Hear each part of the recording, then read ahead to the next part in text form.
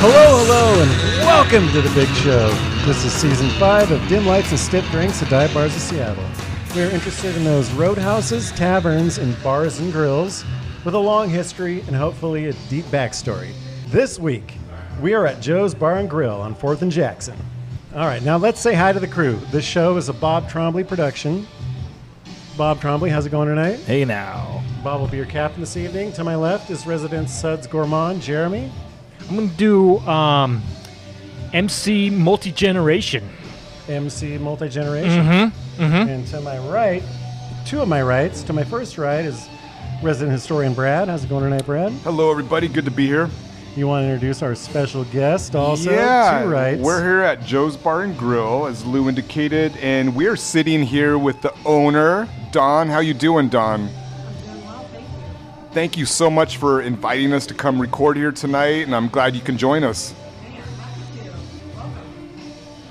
All right, Brad. This place has been here forever. It's a 100-year-old bar. It's one of the city's oldest bars, and we're going to get into that. And a lot of people don't realize that, and I didn't realize it until I started diving into the research of this place, and my mind was pretty much blown away because I had no idea. But yeah, we're sitting in one of the city's oldest bars. It deserves to be on the list of the when we did the oldest bar, like Central, Jules Mays. It's up there with all of them. So if you've been in a place for 100 years, there's probably a lot of history, Brad. There's quite a bit here. Jump into it. Did you do your homework? I did my homework on this one. Yeah, so as I mentioned, this place is one of the oldest bars in the city. And just to offer some context, Central Tavern first opened in 1892. Yep. Jules Mays officially opened in 1912, and the Merchants Cafe 1890. Joe's, as far as I could tell, first opened sometime around 1898. Maybe even earlier than that, but that's as far back as I could, conclusively establish it was operating. So it's retroactively in contention for the oldest bar in Seattle. It is. I think the Merchants is still just a tiny bit older, but it's up there. It's older than Jules Mays. I know that much. So it opened in 1898 as the Roma Saloon, and then around 1905 it became the Nebraska Music Hall, which was a dance hall. Like country and western? Well, that's just it. So dance halls kind of have like this quaint, old-timey... Oh, man, huge back in the day. When you say a dance hall now, you picture like a bunch of old people in some kind of like... old-timey place doing the shuffle. This is a roadhouse dance hall. Exactly. Yeah. Dance halls were rowdy, crazy places. The police were always around. And they had all kinds of laws they passed. Just go watch Sinners. Get a feel for it. A lot of prostitution went down at these places, and as a result, there were all kinds of city ordinances passed at the time concerning dance halls. One of them was even called the Dance Hall Ordinance, and it basically forbid females from working at the bar. So for a while, probably like about 10 years in Seattle, too salacious. Way too females salacious. were not allowed to work at any bars. The Nebraska Music Hall was one of the rowdier dance halls, with one Seattle Star article describing it as so, and I'm just going to quote directly from the article. All right. Music is furnished for those who desire to dance, and there are girls, oh yes, plenty of them, daisies of the underworld, who grab a man as soon as he enters the saloon and forcibly invites him to take a drink. They are not modest about putting their arms about the visitor's neck and encouraging him to invest by turning their lusty eyes to his. This revelry goes on from early in the evening until late at night without interruption. Oh, that is classic. Isn't that great? Daisies. I'm going to start putting that in my daily underground. vernacular. Daisies of the underground. That is that quote of the day right there. Yeah, no, I love it. That was a newspaper article? That was from the Seattle Star, and that was, I It believe sounds that was, like it could have been an advertisement. They're trying to sell I it. wanna with go that. there That's now. what I was going to say. They wrote it as kind of like a hit piece to say, like, check out how bad this place is. But if you were back there reading this, I'd be like, hell yeah. I'd be there immediately. Let's go. Any press is good press. I want to check this place out. So yeah, talk about, promo and advertising. Yep. I'm sure this article Yep. drummed up a lot of business. Especially for people like us nerds. You're like, wait, I walk in the door and women jump all over me? Right. Oh my God. Yeah. Well, dance halls during that time, that's where you went to see live music and dancing and drinking. So if you... Vaudeville stuff. it was Daisies. before on Daisies of the Underground. But if you wanted to go get your drink on and just have a rowdy night and like a night out on the town, Get entertained. you would go to a dance hall. Blue collar. Well, shit. I mean, you And- wrote a whole book, Brad, about like what happened after Prohibition and Yeah. how dance halls became Roadhouses, essentially. Exactly. Yeah. So yeah, it was a crazy time back then. Now, what's unclear is what this, and I was talking to Don about this, is what this place operated as during Prohibition. So that's a big question mark. Between 1916, when Washington State went dry, and 1933, when Prohibition was later repealed, it's unknown how this place was operating. Soda parlor, right? Could have been. Yeah. Could have been. I searched and searched and searched trying to find out anything I Apothecary, could find pharmacy. about it. Probably all the above. Uh-huh. Yeah. Something was going on. What we do know It was a Walgreens. is that right after the repeal of Prohibition, it became the CVS. Brothers Tavern. Brothers Tavern. So it went from being a drinking establishment, unknown during Prohibition, and then as soon as it was repealed, it was a tavern. So that tells me it was still a drinking establishment in some capacity, because it just continued on during those unknown years. After Prohibition, like 1933, as soon as it was repealed, it became the Brothers Tavern, and it would undergo several name changes and owners over the years. In the 1940s, it operated as Don's Tavern, and in the early 50s, it was renamed the Johnson Corner Tavern. Sometime in the 60s, it became the Red Front Tavern, which, Don, that's about what I was talking to you. That sounds like when your grandma first took over ownership. Is that correct? Yes, my grandmother and her second husband got together. Okay. And then your dad, Jim, came in the picture, and there's a painting of your dad over the bar. He's like a holy figure here. Yeah, so Rocky and Rose. Rocky and Rose. I mean, those are classic bar owner names. His name was Marion Hudson. Okay. In service, he got the name Rocky. Rocky, okay. Got the Rock Hudson. Okay. And then he passed away like not long after they bought the bar, and so she ran it with my dad. Okay. Originally from California. Okay. They lived up here. They bounced around to the service. They lived in France for a couple of years. The kids were growing up, but Oh, please tell me they owned a dive bar in France. That would just be too cool. oh. so yeah, at some point my dad kind of took over the lead of managing and running the bar for my grandmother who passed away in early 2000. Okay. That's a long run. Yeah, I mean it's still sketchy. It honestly took a while to figure out when she actually died. All three brothers could not remember what year she died. One of them remembered where she's buried. I will haunt my three children if they don't remember. Yeah, right? Right? Yeah. She I hear ya. may be with us right now. She probably is. Absolutely. She's a hard woman. She's a strong, hard woman. So yeah, she could run this bar for sure. Yeah. Anyway, so Well, yeah, thank you for filling that piece of the history in for us.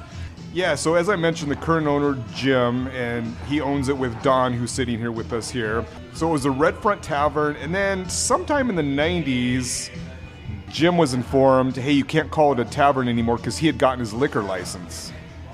And, you know, the rule is a tavern only sells beer and wine. If you call yourself a tavern, you can only sell beer and wine. They don't really follow that rule anymore. There's a lot of taverns yeah. that sell mixed drinks, but for a while there, they were really enforcing it. But at the time, liquor some enforcement. cops are coming over. Take down the sign. Yeah.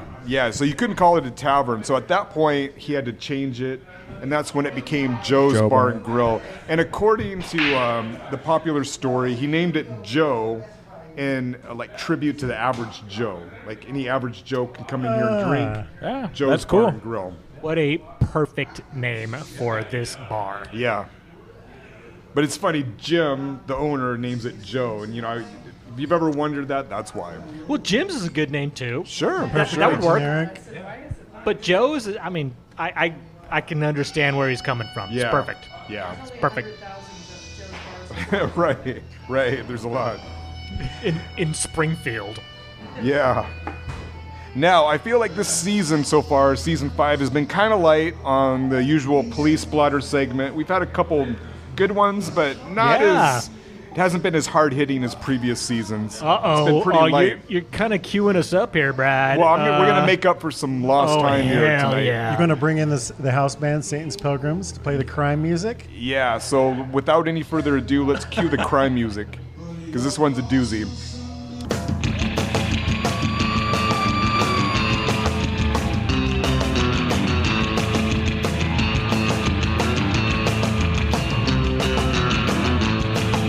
Our first entry takes place in 1904 when it was the Roma Saloon.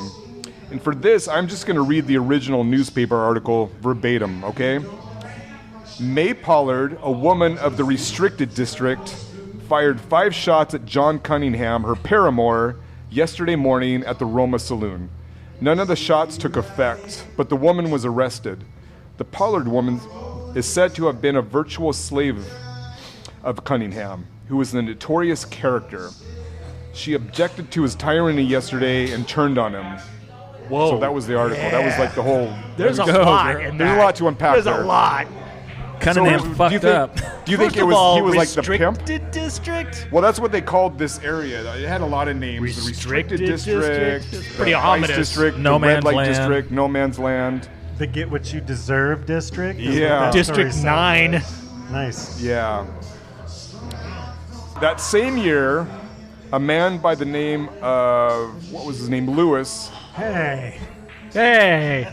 was drinking in the Roma when he started to become noisy and troublesome. Typical. So the police were summoned.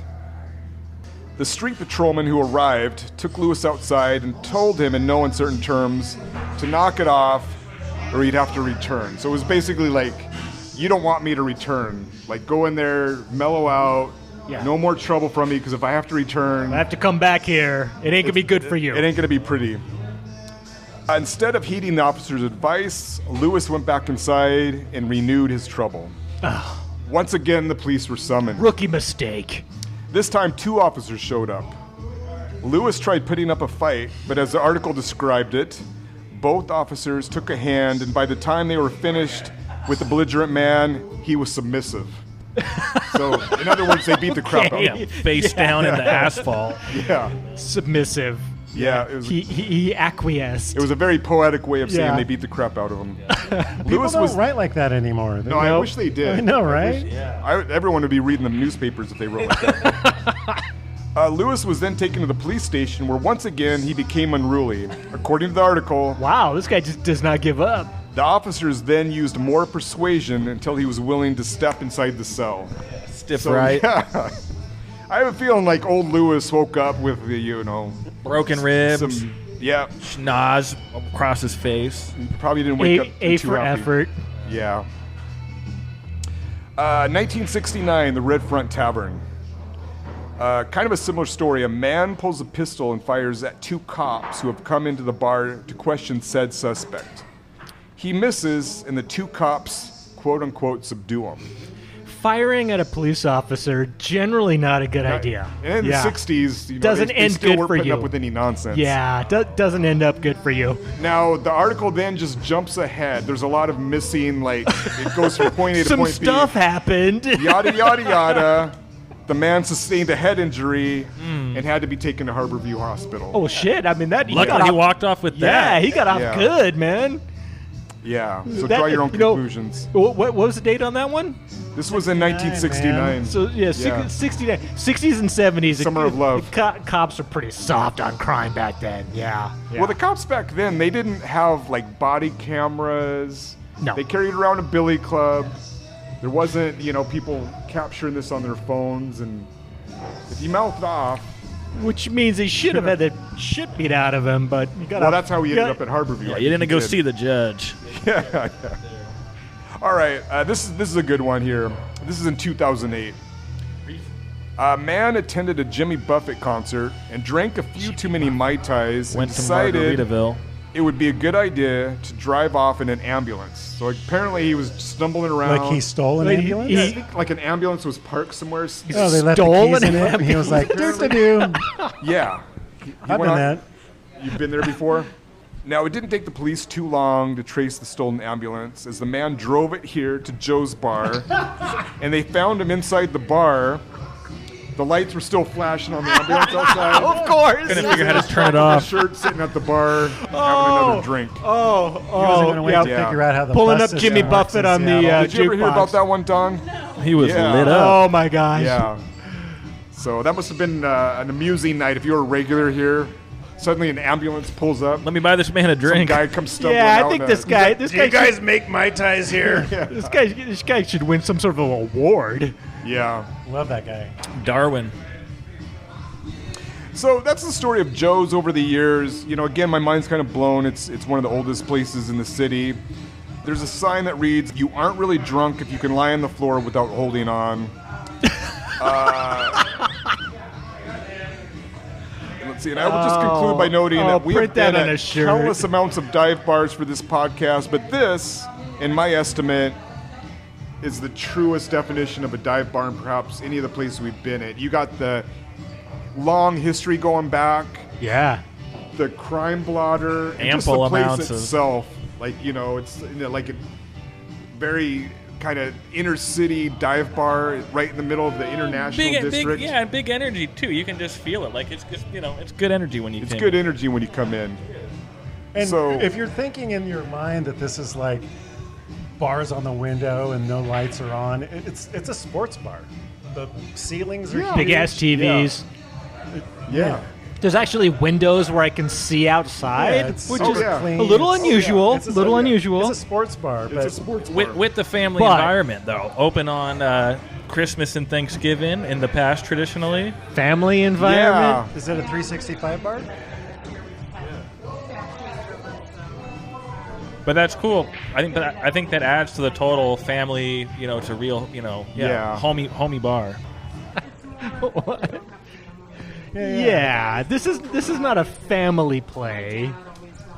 Yeah, but it's like Yeah. Yeah. well, it Yeah. made me think of the Streamline Tavern or other places as just like a community-driven. Yeah, we just did the Roanoke, bar family. by I-5, the Seattle Roanoke, and that's a 365 bar. Yeah. That's my point. No, the Roanoke podcast just came up. Check it out. Yeah. Yeah. And would you add anything to what I said about the story of this place? Is there anything you would add?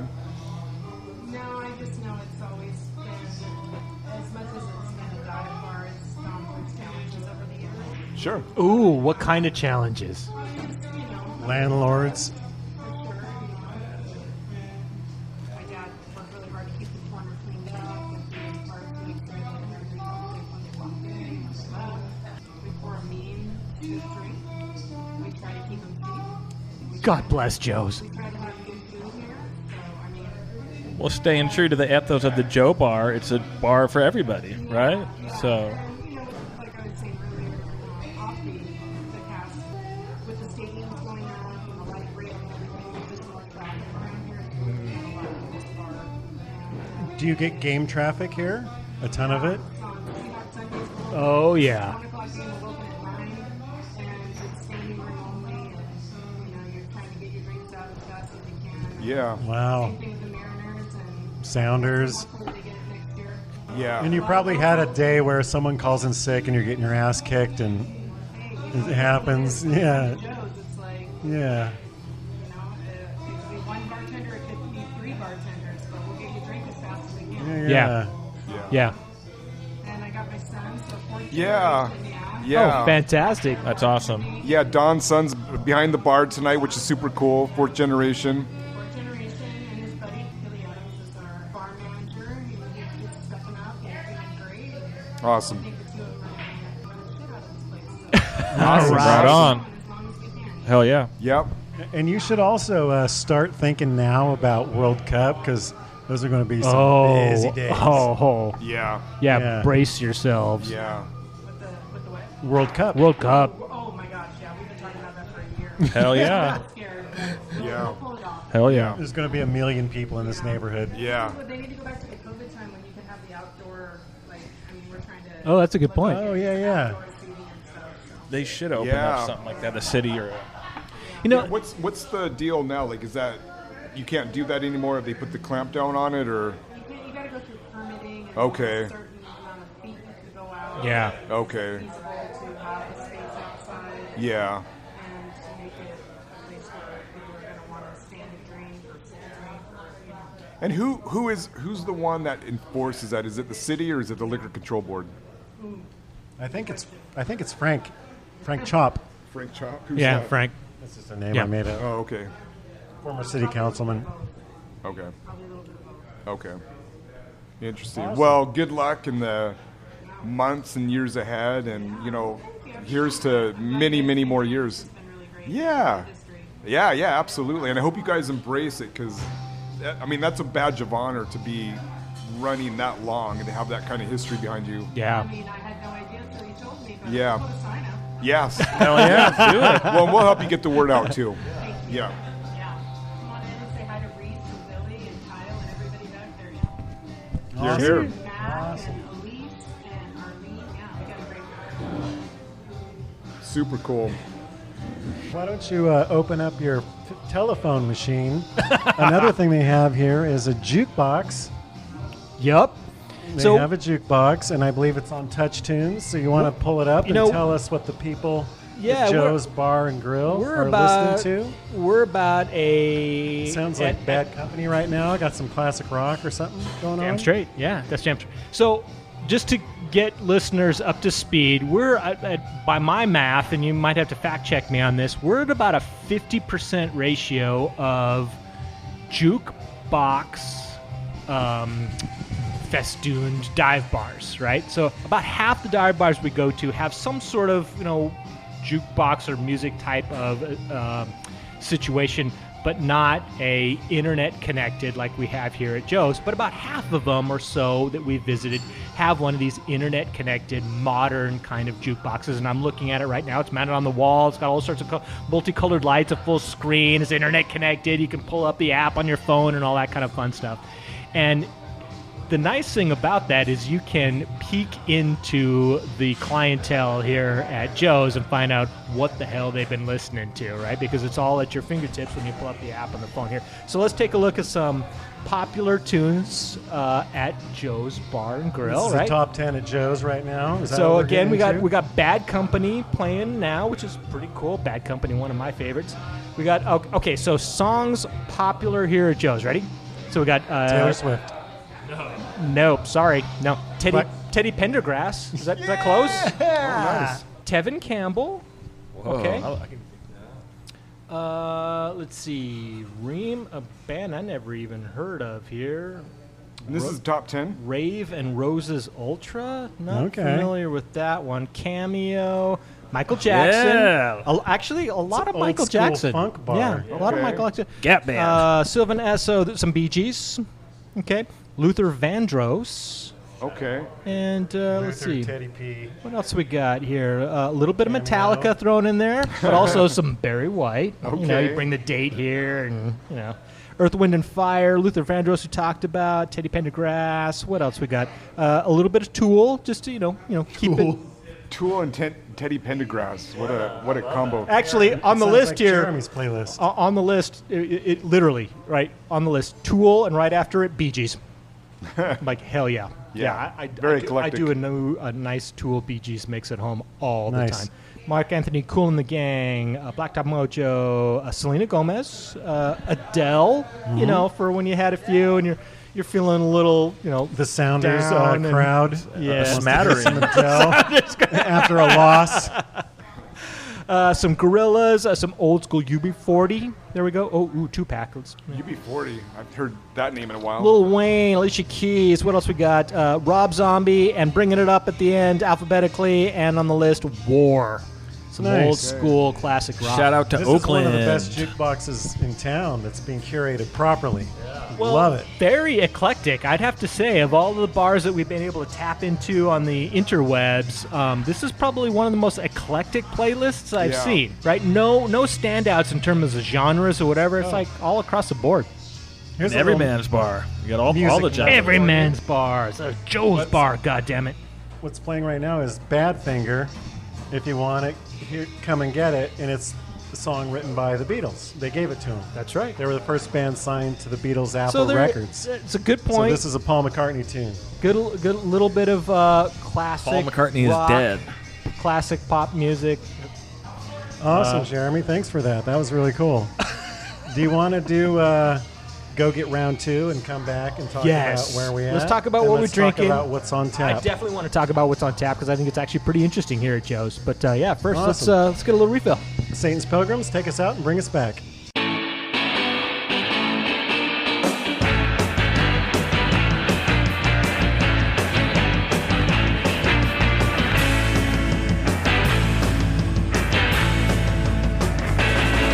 All right, thank you, Satan's Pilgrims. We are back for round 2. Jeremy, we got round 2, and we haven't had a tap report yet. What's on tap here at Joe's Thank Bar God. and Grill?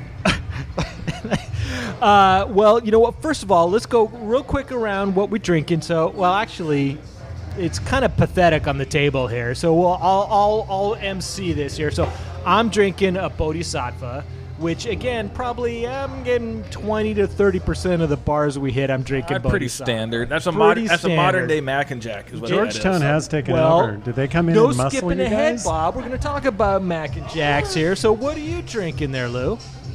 Georgetown also, but it's a Manny's. Manny's Pale Ale. Okay, fantastic. Another one that is very common in a lot of the dive bars that Absolutely. we've been to. Probably not as popular as Bodhi. Bodhi is having its moment faux show right now and still is. Man, it was a couple Brad, I years think ago. you Sure. looks like you're drinking like some Diet Coke or some boring shit Well, over it's there. funny. I ordered a Diet Coke because, as you guys know, I'm not drinking, and I didn't see any non-alcoholic beer, so I ordered a Diet Coke. I think it's maybe loaded a little bit, like a little extra something. was added. Fucking A, all right. No The complaints the there was? assumption was when you order a Does that quote taste like unquote it has a little Coke. something in it. Saccharin. Yeah. Saccharin. That's it. Or, You don't yeah, feel no, it? no. Yeah, it's artificial sweeteners that taste No, disgusting. I was tasting something else, but maybe not. Okay, yeah. Brad is having a fantasy rum and Coke. Yeah, I guess apparently Okay. so. Bob, we know what you're drinking. A little. Seltzer water, baby, with lime. Thank you, sir. Well, not just oh, lime. and lemon. And lemon. That's right. damn. We went up to the bartender and he's like, "You want some lemon or lime in that?" I'm like, "Yeah, that's cool. Whatever you got." And he's like, "You know what? We could do both lemon and lime." And I'm like, "Whoa, wait a Compliments. second. This place is getting a little too frou-frou." Highbrow, but I can Yeah. dig it. Yeah. Okay. And again, so whoops. So I was drinking some Bodhi, and we talked a little bit about probably one of the most popular beers at all of the dive bars in 5+ seasons of The most visiting. popular beer now, for sure. You think Georgetown dominates. Georgetown dominates, but Bodhi you think is the most popular or one Bodhi's of the or most Manny's popular? or Space Dust. Pretty Those close. are the three. Yeah, it's pretty close. But let's go over the tap handles because, like all of the almost all the dive bars we've visited, we have quite a good selection of beers on draft. In addition to a good selection of bottles and cans, and they're Sure. listed on the menu, right? So we got 1, 2, 3, 4, 5, 6, 7, 8, 9, 12 handles, which is pretty good by That's up dive there. bar standards. Absolutely. But also a little, typical Pacific Northwest dive bar. Like it's like not just one or two Coors or Budweisers or something. No. You got to have a good selection of draft beers. We are in beer country, baby. Right? So we got true. 12 handles, good selection of stuff. But I'd have to say, Joe's Bar and Grill here, probably one of the most classic dive bar selection of beers on draft. And I don't say that lightly, right? Oh, are you talking about Pabst Blue Ribbon? Classic. Although there are some exceptions, we'll get into that. So you mentioned Pabst Blue Ribbon. I think shout outs to Joe's Bar because they've got some kudos for one of the highest little bit of pull in the pouring Pabst community. PBR beers in the city, if not the whole fucking country. We don't Let's We don't go. know yet. In the we still world. gotta- You can say it. yeah, in the world. Yeah, in the world. We'll do a little fact checking with PBR directly, but you have up above the bar, you've got kudos to show for it from Pabst to show. You had 7 kegs on constant rotation here just to Daisy feed chain, baby. Daisy chain. That's awesome. Just Kegs to on Daisy feed chain. the voracious is. desire. I like that No, term. that is. I like Yes, that term. the voracious desire Yeah. for PBR here at Joe's. Although I will have to say, Yeah, that's no Rainier on draft, but that's okay. It's 7 okay. kegs, You get it in daisy chained cans. together. You It's get a it in Dim Lights cans. first. It's in Tall cans. boys. They have tall boys, so it's okay. We'll give them a pass. Not a lot of dive bars have Rainier on draft, so it's okay. But the consumption of PBR is impressive, I have to say. But we got some other classic dive bar fare on draft. We got Budweiser and Bud Light. and the PBR, which I have to say, the tap handle. We'll post some pictures here on the socials. The tap handle for the PBR is well loved. You can tell, right? Like the tap handle is like worn down to a nub. And it's an awesome it's tap kind of- handle. It's totally unique. It looks like a knight. It's Right? kind of fun to see because yeah. that's It's clearly like a it knight is in a a suit of armor. well-used tap handle. It's right? awesome. It should have just like a big like leather grip around it or something. But we've got some on the far end of the tap handle list. Stella Artois, because this is a classy joint. You gotta you gotta cater to Pinkies the out. pinkies out crowd. That's right. Widmer Hefeweizen, which we've talked about in a couple of That's classic. right? A Very couple of previous classic. episodes. Yeah. One of those beers that seems to have been kind of fallen out of fashion a little bit, but yet is still sticking around because it's awesome and high demand, right? So that was interesting to see. Hefeweizen, Bud, the PBR, Bud Light. We got some Manny's, got the Pale Ale, a cider on tap, which very ubiquitous. I don't think there's been a single dive bar we visited in all 5 seasons that did not have a cider on tap. Very timely, but also very kind of Pacific Northwest, right? Modelo used to be the world's best-selling beer and the best-selling beer It's in the U.S. Modelo time, J-Dog. Let's go. But it's been surpassed by some other beers, but still very popular. Not a lot of the dive bars have Modelo on draft, so it's interesting. Yeah, it's cool, though. Interesting to see, right? I seem to know a lot of people, and Modelo is like their beer of choice when they're drinking at home and stuff. It's really smooth, man. Yeah, I think that's probably why. Well, then you'll appreciate not one, but 2 Modelo drafts here at Joe's. So They got the Modelo Dark and the Modelo Especial and the traditional export lager, and the Bodhisattva, like we talked about, and also Mac and Jack's, which is another one that, like, for a good decade or so, Mac and Jack's was hot Oh, here in yeah. Seattle in the Pacific Yeah. Northwest. But it's kind of like fallen out of favor over Yeah, the last they few got years. their ass kicked by Georgetown. I can even They give you did. the It backstory. It was one of those They OG did. craft beers that you used to see everywhere, like in the late 90s, early 2000s. Well, That's and you right. could only get it at the bar, Yeah. right? So that And was kind like, of part of like the deal. the Widmer Hefeweizen, right? It's Yeah. like it had its moment Yeah. in the sun, but kind of whatever. But still on draft here at Joe's, which is great. Awesome, fantastic beer. Love it.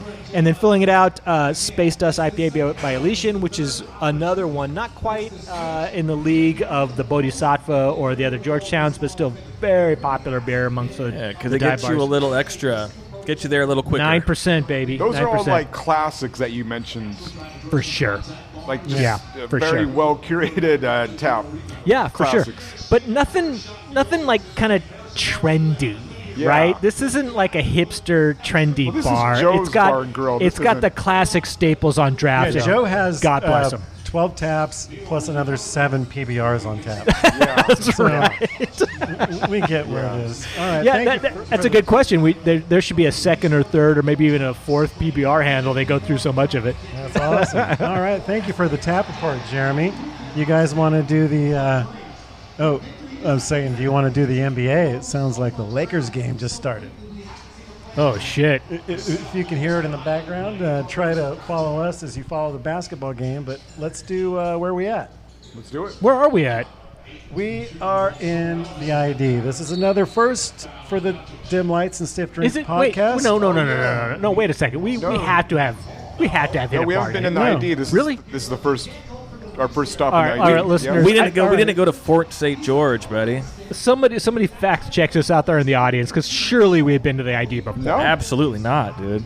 Oh my Jeremy god! only remembers the last Oh, my God. podcast, but I can tell you for a fact we have ID not adjacent is been what we've here. been to. It stands ID for those listeners out of town. In Japan, it stands for the International District, and it's the center of Seattle's Still called Asian Chinatown. Still called Chinatown. Let the man finish. Oh, I'm sorry. Go ahead. You want to do where we No, at, Jeremy? no. Come You're doing on. great. I just don't. I think it's historically it's interesting. All right. It's a dual name neighborhood. It is. It does stand for the International District, and it's the center of the city's Asian American community. In a bigger city like San Francisco, you've got a Chinatown, and you've got a Japantown, and you've got a little Koreatown. Saigon, and you've got a Koreatown. But here, it's all in one place. We're all one big happy family. That's right. And it doesn't sit well with some in the Chinese community because they say the neighborhood's multi-ethnic, but the big majority is Chinese. So you should be calling it Chinatown. But when I it think comes to that's, that, well, that's one of the reasons why the name is still stuck around, right? that's right. When it comes to that, my name is Paul, and that's between y'all. We keep saying that everything comes from Seattle because it's true. Not New York, everything comes from Seattle. It's the true bellwether cow of this country. And we have one more thing to add to the list, Brad. You know what else comes from Seattle? What's that? Karaoke. Absolutely, Oh, buddy. that's right. I know it comes from Japan, but back in 1974, Busch Garden Restaurant and Bar Shout out. added karaoke. It was happening in Japan, but that was the first one in the States. Yep. That's right. They had tapes shipped over from Japan, so not in English, and the lyrics were printed on paper in Japanese. Pretty cool, huh? That is cool. And We Busch- invented karaoke? Hell yeah. we did invent karaoke. Nice. Busch Garden is still around, and it's still super cool. It opened in 1953. It was the second Japanese restaurant in the state, and it was also very chic also. Super cool, the place to be, high society. Wait times could be long, which is impressive for a place that held 450 people. Yeah. Like the second version of it was huge. And the waitresses wore kimonos. Joe DiMaggio went there. Shirley MacLaine, Bob, your friend, went there. Crooner Vic Damone. President Richard Nixon was supposed to go there, but his Secret Service vetoed the idea. And that's fine. We didn't. We didn't want him here anyway. What do you think? Ruby Chow. What do you think Richard Nixon wanted to do on karaoke that he wasn't allowed to do? It's a good question. What? Right? Girl, you'll be a woman soon. My way. My way. My way. That's a good one. All right. So as Dim Lights and Stiff Drinks, we like to clue the listeners into some of the sweet deals in town. And I got a sweet deal for you. Saints Pilgrims, hit us with the sweet deals music.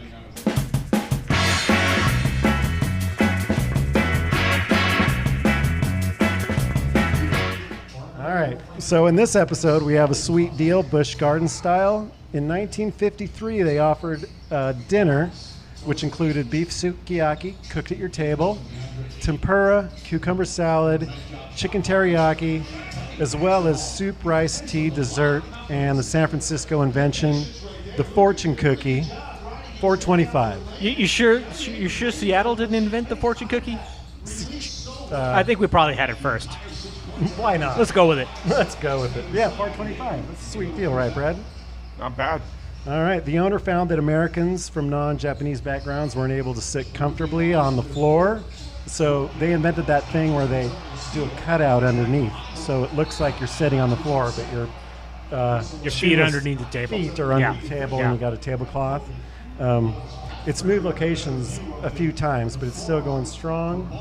The karaoke is still going super strong. It's one of the most serious karaoke nights in town. Saturday night at Busch Gardens. If you go there, you're going to see one after another amazing singers that have been looking forward to this all week. Oh yeah, and that it is serious competition there. It's yeah, serious especially like competition. on a Friday night. Like you don't fuck around. And it's cool too. The owner comes out and sings first. The woman gets the first song, and then the list is an hour long. You have to get there early if you want to get up. You better come correct. You better come correct. Shout out to the KJ. And our friend Cynthia Brothers, Vanished in Seattle, did a really cool documentary on Busch Garden. Oh, nice. So I just want to give a shout out to that. For those, anyone interested in learning a little learn more more, about yeah. its history, I'm sure you can find it online. Did a So really the good real job question with is, how soon will Joe's have karaoke? Any word? We're too busy here. Okay. We're too busy. It here. really comes down to customer demand. So All right, Bob, you ready to land this plane? Brad? that. I'm ready. Let's do it. All right, let's take this home. This has been Din Lights and Stiff Drinks at Dive Bars of Seattle, here at Joe's Bar and Grill. And thank you so much. In the for Shout out to sharing this Dawn together. and Thanks for company. joining us, thanks for Don. joining us. Yeah. All right. Like, subscribe, smash, and what's the fourth one? Do all those things that you do on your phone. Do on the socials. We'll All post right. some pictures. Until next time, cheers, everybody. Thanks, everybody.